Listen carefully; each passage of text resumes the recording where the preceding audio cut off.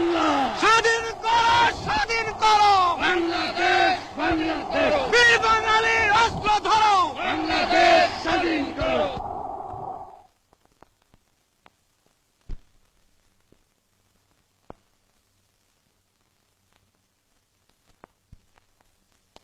স্বাধীন বাংলার জাতির পিতা, স্বাধীন বাংলার জাতির পিতা মুজিবের পথ ধরো। মুজিব ভাই এসে গেছেন, তাকে আপনারা স্লোগান দিয়ে অভিবাদন দেন। শেখ মুজিবের পথ ধরো, বাংলাদেশ স্বাধীন করো। মুজিব ভাইয়ের পথ ধরো। বাংলাদেশ স্বাধীন করো। বাসের মাঠে তৈরি করো, বাংলাদেশ স্বাধীন করো। বীর বাঙালি অস্ত্র ধরো। বাংলাদেশ স্বাধীন করো। বীর আপনারা জোরে স্লোগান ধরেন, আমার দেশ তোমার দেশ। বাংলাদেশ, বাংলাদেশ, আমার দেশ তোমার দেশ। বাংলাদেশ, বাংলাদেশ, স্বাধীন করো, স্বাধীন করো। বাংলাদেশ স্বাধীন করো।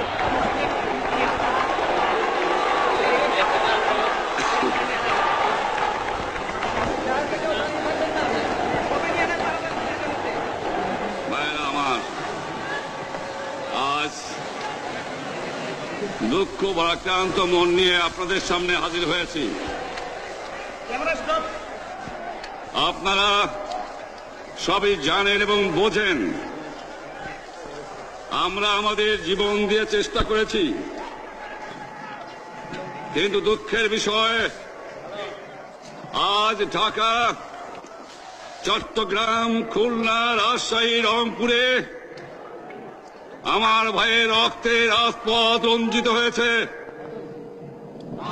আজ বাংলার মানুষ মুক্তি চায়, বাংলার মানুষ বাঁচতে চায়, বাংলার মানুষ তারা আজ তার অধিকার চায়। কিন্তু দুঃখের বিষয়, আজ দুঃখের সঙ্গে বলতে হয়, 23 বছরের করুণ ইতিহাস, বাংলার অত্যাচারের, বাংলার মানুষের রক্তের ইতিহাস, 23 বছরের ইতিহাস, মুমূর্ষ নরনারীর আত্মনাদের ইতিহাস, বাংলার ইতিহাস, এদেশের মানুষের রক্ত দিয়ে রাজপথ রঞ্জিত করার ইতিহাস। 1952 সালে রক্ত দিয়েছি, 1954 সালে নির্বাচনে জয়লাভ করেও আমরা গদিতে বসতে পারি নাই। 1958 সালে আইয়ুব খান মার্শাল ল জারি করে 10 বছর পর্যন্ত আমাদের গোলাম করে রেখেছে। 1967 সালে 6 দফার আন্দোলনে 7ই জুনে আমার ছেলেদের গুলি করে হত্যা করা হয়েছে। 1969 আন্দোলনে আইয়ুব খানের পতন হওয়ার পরে যখন ইয়াহিয়া খান সাহেব সরকার নিলেন, তিনি বললেন দেশে শাসনতন্ত্র দেবেন, গণতন্ত্র দেবেন, আমরা মেনে নিলাম। তারপরে অনেক ইতিহাস হয়ে গেল, নির্বাচন হলো। আপনারা জানেন দোষ কি আমাদের? আজকে আমি প্রেসিডেন্ট ইয়াহিয়া খান সাহেবের সঙ্গে দেখা করেছি, আপনারা জানেন, আলাপ আলোচনা করেছি। আমি শুধু বাংলার নয়, পাকিস্তানের মেজরিটি পার্টির নেতা হিসাবে তাকে অনুরোধ করলাম 15 ফেব্রুয়ারি তারিখে আপনি জাতীয় পরিষদের অধিবেশন দেন। তিনি আমার কথা রাখলেন না, তিনি রাখলেন ভুট্টো সাহেবের কথা। তিনি বললেন প্রথম সপ্তাহে মাসে হবে, তিনি মানে নিলেন। আমরা বললাম ঠিক আছে, আমরা অ্যাসেম্বলিতে বসবো, আমরা আলোচনা করব। আমি বললাম বক্তৃতার মধ্যে, অ্যাসেম্বলির মধ্যে আলোচনা করব। এমনকি আমি এ পর্যন্ত বললাম, যদি কেউ ন্যায্য কথা বলে, আমরা সংখ্যায় বেশি হলেও একজন যদিও সে হয়, তার ন্যায্য কথা আমরা মেনে নেব। আসুন বসি, আমরা আলাপ করে শাসনতন্ত্র তৈরি করি। তিনি বললেন পশ্চিম পাকিস্তানের মেম্বাররা যদি এখানে আসে, তাহলে কসাইখানা হবে অ্যাসেম্বলি। যদি কেউ অ্যাসেম্বলিতে আসে, তাহলে পেশোয়ার থেকে করাচি পর্যন্ত দোকান জোর করে বন্ধ করা হবে। তারপরেও যদি কেউ আসে, তাকে সন্ন্যাসার করা হবে। আমি বললাম অ্যাসেম্বলি চলবে। তারপরে হঠাৎ 1 তারিখে অ্যাসেম্বলি বন্ধ করে দেওয়া হলো। কি পেলাম আমরা? যে আমার পয়সা দিয়ে অস্ত্র কিনেছি বহিঃশত্রু আক্রমণ থেকে দেশকে রক্ষা করার জন্য, আজ সেই অস্ত্র ব্যবহার হচ্ছে আমার দেশের গরিব দুঃখী অস্ত্র মানুষের বিরুদ্ধে। তার বুকের উপরে হচ্ছে গুলি। আমরা পাকিস্তানের সংখ্যাগুরু, আমরা বাঙালিরা যখনই ক্ষমতায় যাওয়ার চেষ্টা করেছি, যখনই এদেশের মালিক হবার চেষ্টা করেছি, তখনই তারা আমাদের উপর ঝাঁপিয়ে পড়েছেন। তারা আমাদের ভাই। আমি বলেছি তাদের কাছে এই কথা যে আপনারা কেন আপনার ভাইয়ের বুকে গুলি মারবেন? আপনাদের রাখা হয়েছে যদি বহিঃশত্রু আক্রমণ করে তার থেকে দেশকে রক্ষা করার জন্য। তারপরে উনি বললেন যে আমার নামে বলেছেন, আমি নাকি বলে স্বীকার করেছি যে 10 তারিখে রাউন্ড টেবল কনফারেন্স হবে। আমি উনাকে একথা বলে দেবার চাই, আমি তাকে তা বলি নাই। টেলিফোনে আমার সঙ্গে তার কথা হয়। তাকে আমি বলেছিলাম, জনাব ইয়াহিয়া খান সাহেব, আপনি পাকিস্তানের প্রেসিডেন্ট, দেখে যান, ঢাকায় আসেন কিভাবে আমার গরিবের উপরে, আমার বাংলার মানুষের বুকের উপরে গুলি করা হয়েছে, কি করে আমার মায়ের কোল খালি করা হয়েছে, কি করে মানুষকে হত্যা করা হয়েছে। আপনি আসুন, দেখুন, বিচার করুন, তারপরে আপনি ঠিক করুন। আমি এই কথা বলেছিলাম।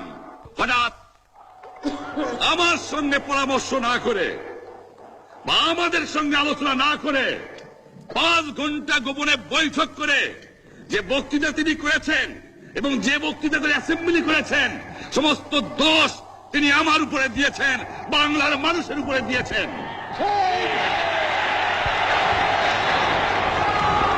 আমি পরিষ্কার মিটিংয়ে বলেছি যে এবারের সংগ্রাম আমার মুক্তির সংগ্রাম, এবারের সংগ্রাম স্বাধীনতার সংগ্রাম। ভাইরা আমার, 25 তারিখে অ্যাসেম্বলি কল করেছে, রক্তের দাগ শুকায় নাই। আমি 10 তারিখে বলে দিয়েছি যে ওই শহীদের রক্তের উপর দিয়ে পাড়া দিয়ে আরটিসিতে মুজিবুর রহমান যোগদান করতে পারে না। অ্যাসেম্বলি কল করেছেন, আমার দাবি মানতে হবে। প্রথম, সামরিক আইন মার্শাল ল উদ্ধ করতে হবে। সমস্ত সামরিক বাহিনীর লোকদের ব্যারাকে ফেরত দিতে হবে। যেভাবে হত্যা করা হয়েছে তার তদন্ত করতে হবে। আর জনগণের প্রতিনিধির কাছে ক্ষমতা হস্তান্তর করতে হবে। তারপরে বিবেচনা করে দেখব আমরা অ্যাসেম্বলিতে বসতে পারবো কি পারবো না। এর পূর্বে অ্যাসেম্বলিতে বসার, আমরা অ্যাসেম্বলিতে বসতে আমরা পারি না। জনগণ সে অধিকার আমাকে দেয় নাই। ভাইরা আমার, তোমরা আমার উপর বিশ্বাস আছে? আমি প্রধানমন্ত্রিত্ব চাই না, আমরা দেশের মানুষের অধিকার চাই।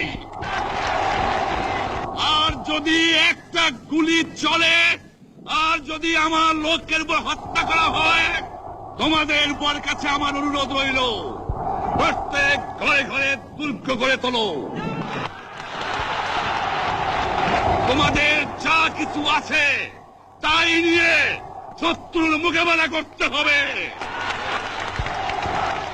এবং জীবনের তরে রাস্তাঘাট যা যা আছে সবকিছু আমি যদি হুকুম দেবার নাও পারি, তোমরা বন্ধ করে দেবে। তোমরা আমার ভাই, তোমরা ব্যারাকে থাকো, কেউ তোমাদের কিছু বলবে না, কিন্তু আর আমার বুকের পর গুলি চালাবার চেষ্টা করো না, ভালো হবে না। 7 কোটি মানুষকে চাপা রাখতে পারবো না।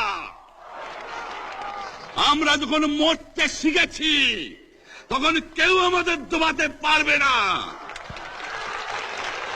যে পর্যন্ত আমার এই দেশের মুক্তি না হবে, খাজনা ট্যাক্স বন্ধ করে দেওয়া হলো, কেউ দেবে না। তবে অনুরোধ করছি, আপনারা আমাদের ভাই, আপনারা দেশকে একেবারে জাহান্নামে ধ্বংস করে দিয়েন না। জীবনে আর কোনোদিন আপনাদের মুখ দেখা দেখি হবে না। যদিও আমরা শান্তিপূর্ণভাবে আমাদের ফয়সলা করতে পারি, তাহলে অন্তপক্ষে ভাই ভাই হিসেবে বাস করার সম্ভাবনা আছে। সেই জন্য আপনাদের অনুরোধ করছি, আমার এই দেশে আপনারা মিলিটারি শাসন চালাবার চেষ্টা আর করবেন না। দ্বিতীয় কথা, প্রত্যেক গ্রামে, প্রত্যেক মহল্লায়, প্রত্যেক ইউনিয়নে, প্রত্যেক সাব ডিভিশনে আওয়ামী লীগের নেতৃত্বে সংগ্রাম পরিষদ গড়ে তোলো এবং তোমাদের যা কিছু আছে তাই নিয়ে প্রস্তুত থাকো। মনে রাখবা, রক্ত যখন দিয়েছি, রক্ত আরো দেব। এদেশের মানুষকে মুক্ত করে ছাড়বো ইনশাআল্লাহ। এবারে সংগ্রাম আমাদের মুক্তির সংগ্রাম, এবারে সংগ্রাম স্বাধীনতার সংগ্রাম। আপনারা আমার উপরে বিশ্বাস নিশ্চয়ই রাখেন। জীবনে আমার রক্তের বিনিময়েও আপনাদের সঙ্গে বেইমানি করি নাই। প্রধানমন্ত্রিত্ব দিয়ে আমাকে নিতে পারে নাই, ফাঁসি কাস্টে আসামি দিয়ে আমাকে নিতে পারে নাই। যে রক্ত দিয়ে আপনারা আমার একদিন জেলের থেকে বার করে নিয়ে এসেছিলেন, এই রেসকোর্স ময়দানে আমি বলেছিলাম আমার রক্ত দিয়ে আমি রক্তের ঋণ শোধ করবো, মনে আছে? আমি রক্ত তোমার জন্য প্রস্তুত। আমাদের মিটিং এইখানেই শেষ। আসসালামু আলাইকুম। জয় বাংলা। বীর বাঙালি অস্ত্র ধরো, বীর বাঙালি